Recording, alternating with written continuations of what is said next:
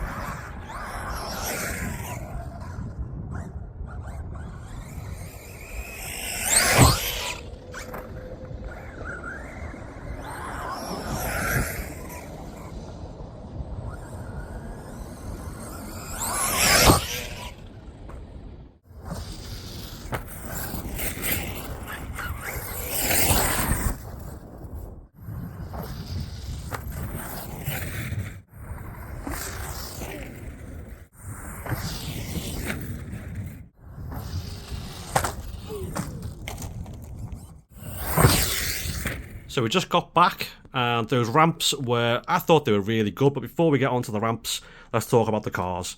So first off, the Maverick Quantum Flux Plus XT did reasonably well until I did a jump and didn't land it quite right and snapped. There you see down there, snapped the shock absorber. And there's also a wishbone down here that's not completely all together, although it held up today to be fair. This thing though, this is an HPI, what is it?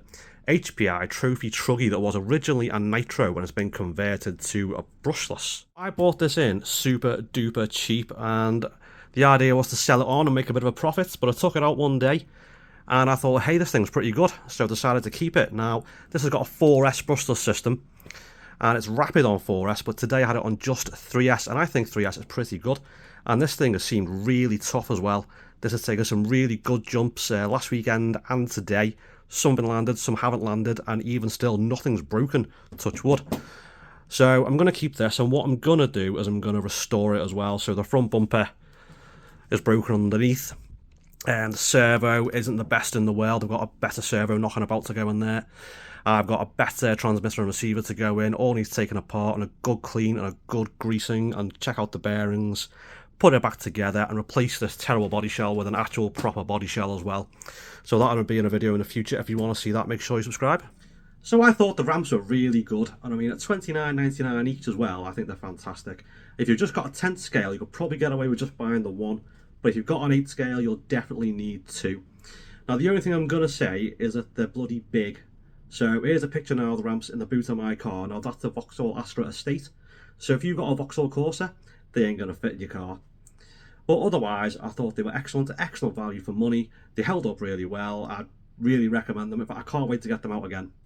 Anyway guys, thanks for watching. Hope you enjoyed the video and see you next time.